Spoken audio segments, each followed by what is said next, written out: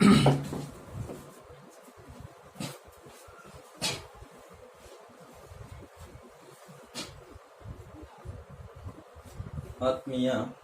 ವಿದ್ಯಾರ್ಥಿಗಳೇ, ನಾನು ಹಿಂದಿನ ತರಗತಿಯಲ್ಲಿ ಮೊದಲನೆಯ ಅಧ್ಯಾಯದಲ್ಲಿ ಒಂದು ಕೃಷಿ ಕುಟುಂಬ, ನೇಕಾರ ಮತ್ತು ಶಿಕ್ಷಕನು ತಮ್ಮ ಅಗತ್ಯತೆಗಳನ್ನು, ಸಂಪನ್ಮೂಲಗಳನ್ನು ಬಳಸಿಕೊಂಡು ಹೇಗೆ ಅಗತ್ಯತೆಗಳನ್ನು ಪೂರೈಸಿಕೊಳ್ಳುತ್ತಾರೆ ಎಂಬುದರ ಬಗ್ಗೆ ಹಾಗೂ ಅಧ್ಯಾಯ 2ನೇ ಅಧ್ಯಾಯದಲ್ಲಿ ಬರುವಂತಹ ಅನುಭೋಗಿ ವರ್ತನಾ ಸಿದ್ಧಾಂತದಲ್ಲಿ ಮಾರುಕಟ್ಟೆಯ ಬೇಡಿಕೆಯ ರೇಖೆಯ ಬಗ್ಗೆ ನಿಮಗೆ ತಿಳಿಸಿದ್ದೆ.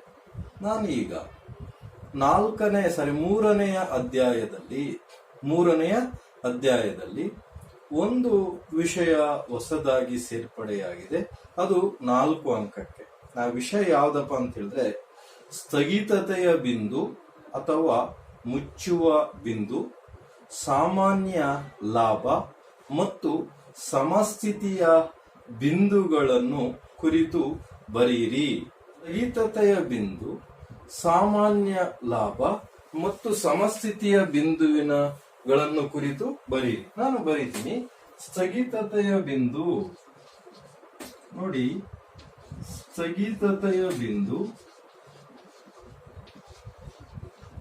ಸ್ಥಗಿತತೆಯ ಬಿಂದು ಮತ್ತು ಸಾಮಾನ್ಯ ಲಾಭ ಹಾಗೂ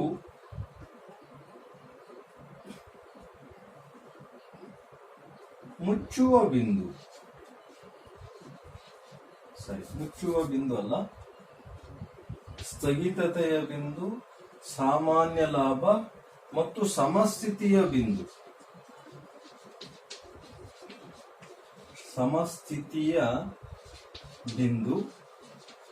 ಬಿಂದುವನ್ನು ಕುರಿತು ಬರೆಯಿರಿ ಅಂತೇಳಿ ಕ್ವಶನ್. ಕುರಿತು ಬರೆಯಿರಿ ಅಂತೇಳಿದ್ರೆ ಈ 3 ಪ್ರಶ್ನೆಗಳ ಬಗ್ಗೆ, ಈ ಮೂರು ವಿಷಯಗಳನ್ನು ನಾವು ವಿವರಿಸಬೇಕು. ಇದು 4 ಅಂಕದ ಪ್ರಶ್ನೆ ಆಗಿದೆ. ನಾನು ಮೊದಲನೇದಾಗಿ ತಗೊಳ್ತೀನಿ, ಸ್ಥಗಿತತೆಯ ಬಿಂದು ಅಂತೇಳಿ ಕರಿತೀವಿ. ಯಾವುದು? ಸ್ಥಗಿತತೆಯ ಬಿಂದು, ಉದ್ಯಮ ಘಟಕದ ಸ್ಥಗಿತತೆಯ ಬಿಂದು ಅಥವಾ ಇದನ್ನ ಮುಚ್ಚುವ ಬಿಂದು ಅಂತಾನು ನಾವು ಕರಿತೀವಿ. ನೋಡಿ, ಏನು ಸ್ಥಗಿತತೆಯ ಬಿಂದು ಅಂತ ಹೇಳಿದ್ರೆ, ಅಲ್ಪಾವಧಿಯಲ್ಲಿ ನಾನು ನಿಮಗೆ ಕ್ಲಾಸ್ ಅನ್ನು ಮಾಡಬೇಕಾದ್ರೆ ಅವಧಿಯ ಬಗ್ಗೆ ಹೇಳಿದ್ದೆ, ಅಲ್ಪಾವಧಿ ಮತ್ತು ದೀರ್ಘಾವಧಿ.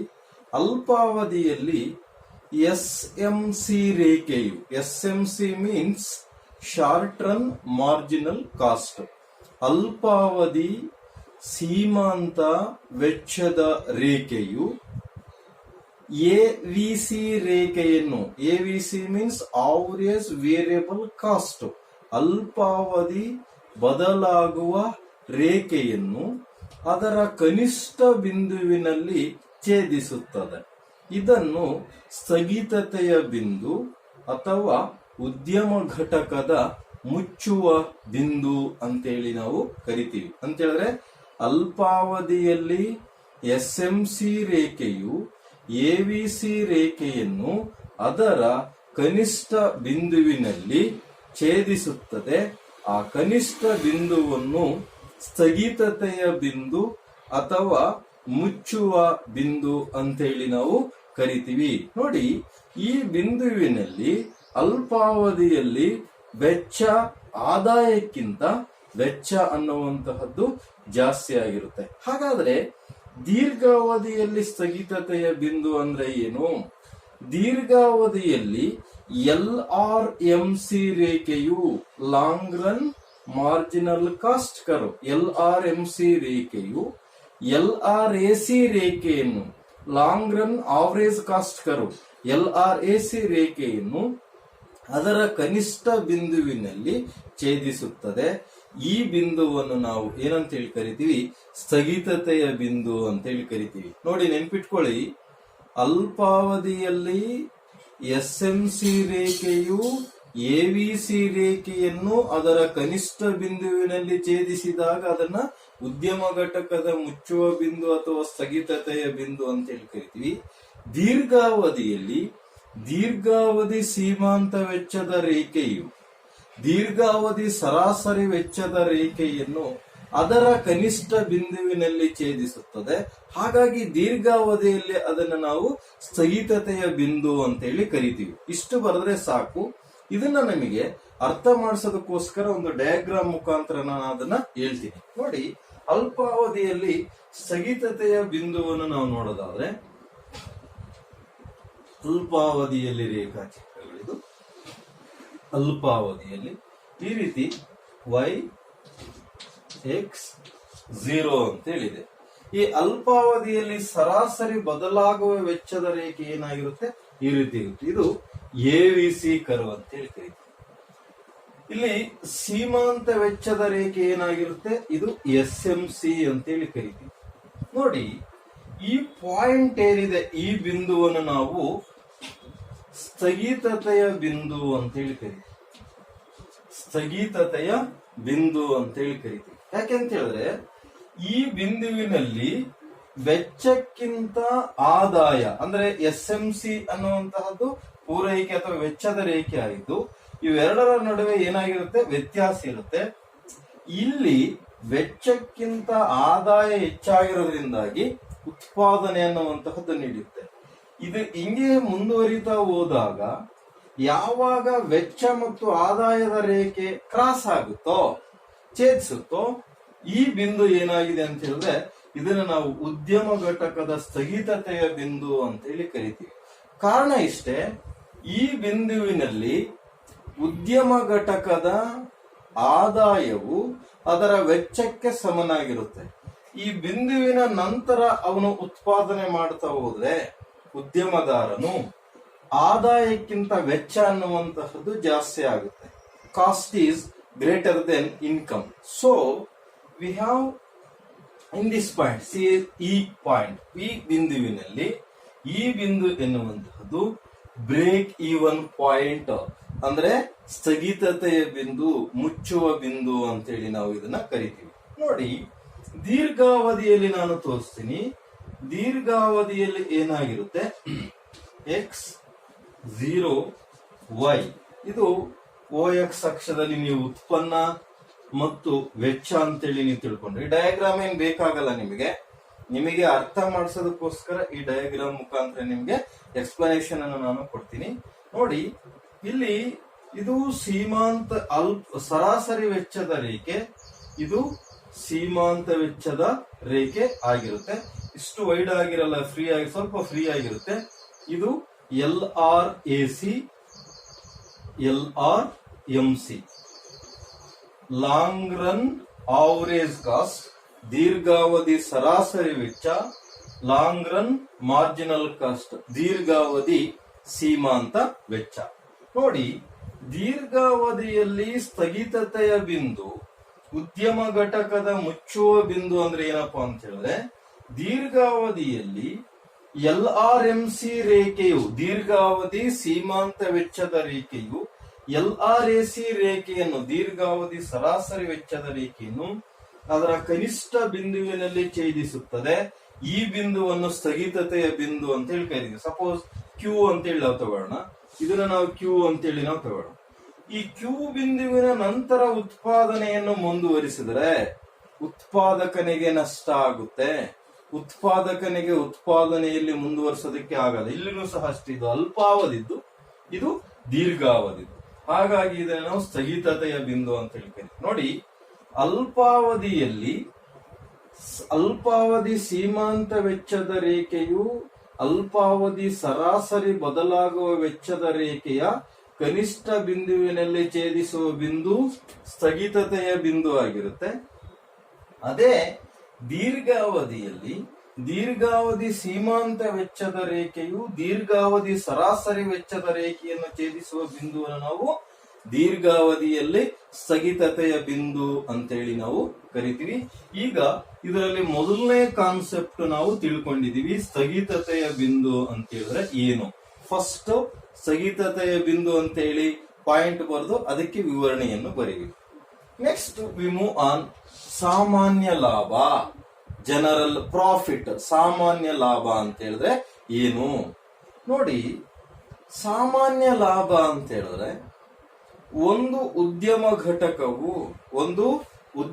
ಘಟಕವನ್ನು ಅಸ್ತಿತ್ವದಲ್ಲಿರುವ ವ್ಯವಹಾರದಲ್ಲಿ ಮುಂದುವರಿಸಿಕೊಂಡು ಹೋಗಲು ಸಾಧ್ಯವಿರುವಂತಹ ಲಾಭವನ್ನು ಸಾಮಾನ್ಯ ಲಾಭ ಅಂತ ಹೇಳಿ ಕರಿತೀವಿ. ಅಂದ್ರೆ ಯಾವುದೇ ಒಂದು ಉದ್ಯಮ ಘಟಕ ತನ್ನ ಉದ್ಯಮ ಘಟಕವನ್ನು ಮುನ್ನಡೆಸಿಕೊಂಡು ಹೋಗಲು, ತನ್ನ ಕಂಪನಿ ಅಥವಾ ಕೈಗಾರಿಕೆಯನ್ನು ನಡೆಸಿಕೊಂಡು ಹೋಗೋದಕ್ಕೆ ಬೇಕಾಗಿರುವಂತಹ ಕನಿಷ್ಠ ಪ್ರಮಾಣದ, ಗರಿಷ್ಠ ಅಲ್ಲ ಕನಿಷ್ಠ, ಮಿನಿಮಮ್ ಪಾಯಿಂಟ್ ಆಫ್ ಪ್ರಾಫಿಟ್, ಕನಿಷ್ಠ ಪ್ರಮಾಣದ ಲಾಭವನ್ನು ನಾವು ಸಾಮಾನ್ಯ ಲಾಭ ಅಂತೇಳಿ ಕರಿತೀವಿ. ನೋಡಿ, ಈ ಸಾಮಾನ್ಯ ಲಾಭ ಅಂತ ಹೇಳಿದ್ರೆ ಏನು? ಉದ್ಯಮದಾರ ಏನ್ ಮಾಡ್ತಾನೆ, ಸ್ವಾಮಿ ನನಗೆ ಇಷ್ಟು ಆದಾಯ ಸಿಕ್ಕರೆ ಸಾಕಪ್ಪ, ಇಷ್ಟು ಪ್ರಮಾಣದಲ್ಲಿ ಆದಾಯ ಸಿಕ್ಕರೆ ನನಗೆ ಸಾಕು ಅಂತೇಳಿ ತಿಳ್ಕೊಂಡಿರ್ತಾನೆ. ಅಂತಹ ಒಂದು ಬಿಂದುವನ್ನು ನಾವು ಏನಂತೇಳಿ ಕರಿತೀವಿ? ಸಾಮಾನ್ಯ ಲಾಭದ ಬಿಂದು ಅಂತೇಳಿ ಕರಿತೀವಿ.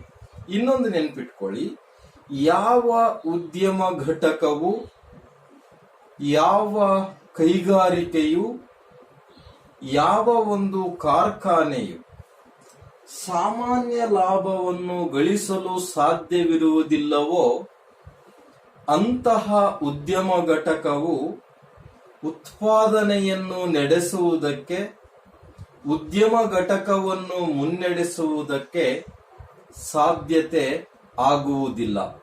ಈ ಒಂದು ಉದ್ದೇಶದಿಂದ ಪ್ರತಿಯೊಂದು ಉದ್ಯಮಕ್ಕೆ, ಕಂಪನಿ ಅಥವಾ ಕೈಗಾರಿಕೆಗೆ ಸಾಮಾನ್ಯ ಲಾಭವು ಅವಶ್ಯಕವಾಗಿ ಬೇಕಾಗುತ್ತೆ.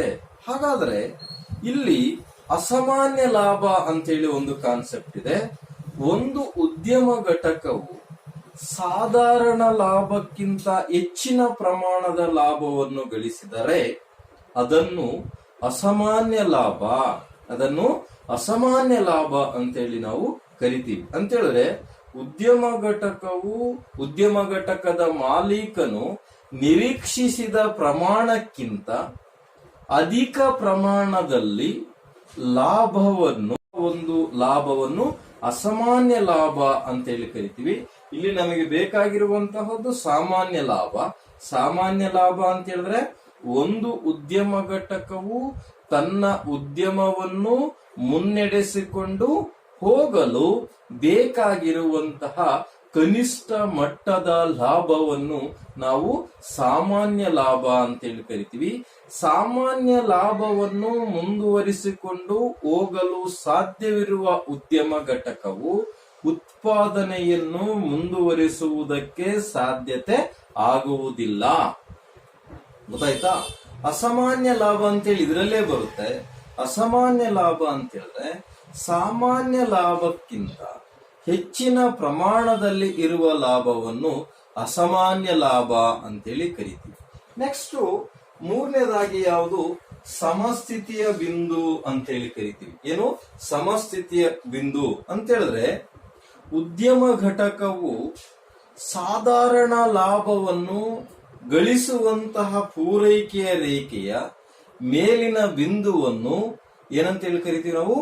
ಸಮಸ್ಥಿತಿಯ ಬಿಂದು ಅಂತೇಳಿ ಕರಿತೀವಿ. ಅಂದ್ರೆ ಉದ್ಯಮ ಘಟಕವು ಸಾಧಾರಣ ಲಾಭವನ್ನು ಗಳಿಸುವ ಪೂರೈಕೆಯ ಬಿಂದುವನ್ನು ನಾವು ಏನಂತೇಳಿ ಕರಿತೀವಿ? ಸಮಸ್ಥಿತಿಯ ಬಿಂದು ಅಂತೇಳಿ ಕರಿತೀವಿ. ಹಾಗಾದ್ರೆ ಸಮಸ್ಥಿತಿಯ ಬಿಂದುವಿನ ಇದರ ಅರ್ಥ ಅಂದ್ರೆ ಏನಪ್ಪಾ ಅಂತ ಹೇಳಿದ್ರೆ, ಒಂದು ಉದ್ಯಮ ಘಟಕವು ಸಾಮಾನ್ಯ ಲಾಭವನ್ನು ಗಳಿಸಬೇಕಾದರೆ, ನಾನು ಇದನ್ನ ಕಂಪ್ಲೀಟ್ ಮಾಡಿದೆ, ಇದ್ರ ಬಗ್ಗೆ ಹೇಳ್ತಿದ್ದೀನಿ. ಯಾವುದು? ಸಮಸ್ಥಿತಿಯ ಬಿಂದುವಿನ ಬಗ್ಗೆ ಹೇಳ್ತಿದ್ದೀನಿ. ಒಂದು ಉದ್ಯಮ ಘಟಕವು ಸಾಮಾನ್ಯ ಲಾಭವನ್ನು ಗಳಿಸಿಕೊಂಡು ಬರಬೇಕಾದ್ರೆ ಎಷ್ಟು ಪ್ರಮಾಣದ ಪೂರೈಕೆಯಾಗಿದೆ? ಪೂರೈಕೆ ಮೀನ್ಸ್ ಒಂದು ನಿರ್ದಿಷ್ಟ ಅವಧಿಯಲ್ಲಿ, ಒಂದು ನಿರ್ದಿಷ್ಟ ಬೆಲೆಯಲ್ಲಿ ಉತ್ಪಾದಿಸಲಾದ ಸರಕುಗಳ ಪ್ರಮಾಣವನ್ನು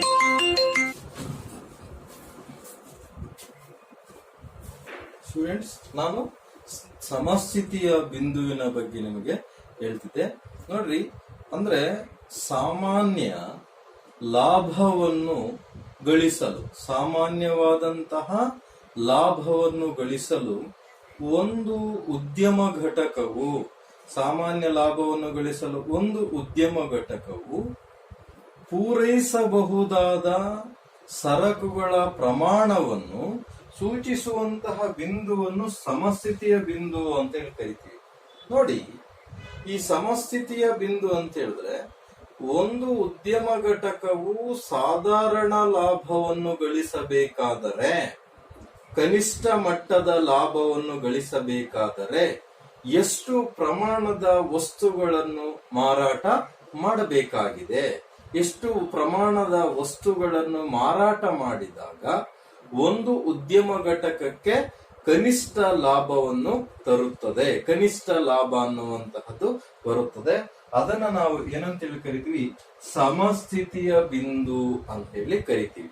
ಸಮಸ್ಥಿತಿಯ ಬಿಂದು ಅಂತೇಳಿ ಕರಿತೀವಿ. ನಾನು ಪೂರೈಕೆ ಅಂತ ಹೇಳಿದ್ರೆ ನಿಮ್ಗೆ ಹೇಳಿದೀನಿ, ಒಂದು ನಿರ್ದಿಷ್ಟ ಬೆಲೆಯಲ್ಲಿ ಒಂದು ನಿರ್ದಿಷ್ಟ ಅವಧಿಯಲ್ಲಿ ಮಾರುಕಟ್ಟೆಗೆ ಮಾರಾಟ ಮಾಡಲು ಬರುವ ಸರಕುಗಳ ಪ್ರಮಾಣವನ್ನು ಏನಂತೇಳಿ ಕರಿತೀವಿ, ಸಮಸ್ಥಿತಿಯ ಬಿಂದು ಅಂತೇಳಿ ಕರಿತೀವಿ. ಸಮಸ್ಥಿತಿಯ ಬಿಂದು ಅಂತೇಳಿ ಕರಿತೀವಿ. ಅಂತ ಹೇಳಿದ್ರೆ ಎಸ್ಎಸಿ ರೇಖೆಯು ಛೇದಿಸುವ ಸರಾಸರಿ ಕನಿಷ್ಠ ವೆಚ್ಚದ ಬಿಂದುವನ್ನು ನೋಡಿ, ಇಲ್ಲೇ ಇದೆ. ಇಲ್ಲಿ ನಾವು ನೋಡೋದಾದ್ರೆ ಎಸ್ಎಸಿ ಇದನ್ನ ನಾವು ಈ ರೀತಿ ತಗೊಂಡ್ರೆ ಇದು ಎಸ್ಎಸಿ ರೇಖೆ. ಎಸ್ಎಸಿ ರೇಖೆ ಯಾಕೆಂತ ಹೇಳಿದ್ರೆ SAC is equal to AVC plus AFC. average cost of short run average cost includes these two costs. They are average variable cost and average fixed cost. ಅಲ್ಪಾವಧಿ ಸರಾಸರಿ ವೆಚ್ಚದ ರೇಖೆಯು ಅಲ್ಪಾವಧಿ ಸರಾಸರಿ ಬದಲಾಗುವ ವೆಚ್ಚದ ರೇಖೆ ಮತ್ತು ಅಲ್ಪಾವಧಿ ಸ್ಥಿರ ವೆಚ್ಚದ ರೇಖೆ, ಇವೆರಡರ ರೇಖೆಗಳನ್ನು ಒಳಗೊಂಡಿರುತ್ತೆ. ಹಾಗಾದ್ರೆ ಇಲ್ಲಿ ಸಮಸ್ಥಿತಿಯ ಬಿಂದು ಅಂದ್ರೆ ಯಾವ್ದಪ್ಪ ಅಂತ ಹೇಳಿದ್ರೆ ಎಸ್ಎಸಿ ರೇಖೆಯು ಈ ಎಸ್ಎಂಸಿ ರೇಖೆಯನ್ನು ಛೇದಿಸುವಂತಹ ಬಿಂದು ಏನಿದೆ ಇದೇ ಸಮಸ್ಥಿತಿಯ ಬಿಂದು ಆಗಿರುತ್ತೆ. ಅದೇ ರೀತಿ ದೀರ್ಘಾವಧಿ ವೆಚ್ಚದ ರೇಖೆಯಲ್ಲಿ, ದೀರ್ಘಾವಧಿ ವೆಚ್ಚದಲ್ಲಿ ಇದೇ ಬಿಂದುವನ್ನು ನಾವು ಸಮಸ್ಥಿತಿಯ ಬಿಂದು ಅಂತೇಳಿ ಕರಿತೀವಿ. ಅಂದ್ರೆ ಕನಿಷ್ಠ ಲಾಭ ದೊರೆಯೋದು ಯಾವಾಗ, ನಾನು ಹಾಕಿದಂತಹ ಬಂಡವಾಳ ಬರ್ಲಪ್ಪ ಸಾಕು, ನಾನು ಹಾಕಿದಂತಹ ಲಾಭ ಆದಾಯ ಬಂದ್ರೆ ಸಾಕು, ಅದನ್ನ ನಾವು ಕನಿಷ್ಠ ಮಟ್ಟದ ಲಾಭ ಅಂತೇಳಿ ಅದನ್ನೇ ಅಂದ್ಕೊಳ್ಬೇಕಾಗುತ್ತೆ ಉದ್ಯಮ ಘಟಕ. ಕೆಲವೊಮ್ಮೆ ಫಾರ್ ಎಕ್ಸಾಂಪಲ್ ಈಗ ಕೊರೋನಾ ಇದೆ, ಹೌದಾ?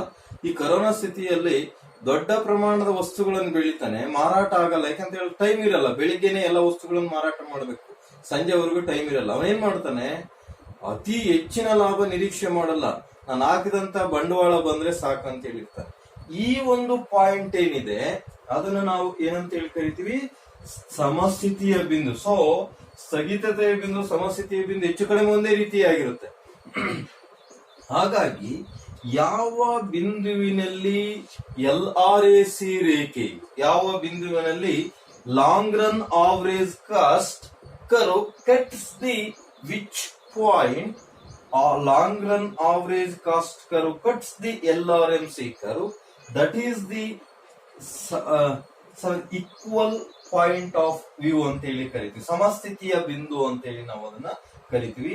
ಇಲ್ಲಿ LRAC ರೇಖೆಯು LRMC ರೇಖೆಯನ್ನು ನೋಡ್ರಿ, ಪೂರೈಕೆ ರೇಖೆ ಅಂತಾನೂ ಕರಿತೀವಿ ನಾವು ಇದನ್ನ. ಸೀಮಾಂತ ವೆಚ್ಚದ ರೇಖೆ ಮತ್ತು ಪೂರೈಕೆ ರೇಖೆ ಎರಡೂ ಒಂದೇ ರೀತಿಯಾಗಿರುತ್ತೆ. ಈ ಬಿಂದುವನ್ನು ನಾವು ಸಮಸ್ಥಿತಿಯ ಬಿಂದು ಅಂತೇಳಿ ಕರಿತೀವಿ. ಇದು ಈ ಒಂದು ಕ್ವಶನ್ ಏನಿದೆ, ಸ್ಥಗಿತತೆಯ ಬಿಂದು, ಸಾಮಾನ್ಯ ಲಾಭ ಮತ್ತು ಸಮಸ್ಥಿತಿಯ ಬಿಂದುವನ್ನು ಕುರಿತು ಬರೀರಿ ಅಂತೇಳಿ 3rd ಚಾಪ್ಟರ್ ಅಲ್ಲಿ ಒಂದು ಕ್ವಶನ್ ಆಡ್ ಆಗಿದೆ ನೋಡಿ. ಫಸ್ಟ್ ಚಾಪ್ಟರ್ ಅಲ್ಲಿ ಒಂದು ಕ್ವಶನ್, ಸೆಕೆಂಡ್ ಚಾಪ್ಟರ್ ಅಲ್ಲಿ ಒಂದು ಕ್ವಶನ್, ಮತ್ತೆ 3rd ಚಾಪ್ಟರ್ ಅಲ್ಲಿ ಒಂದು ಕ್ವಶನ್ ಇದೆ.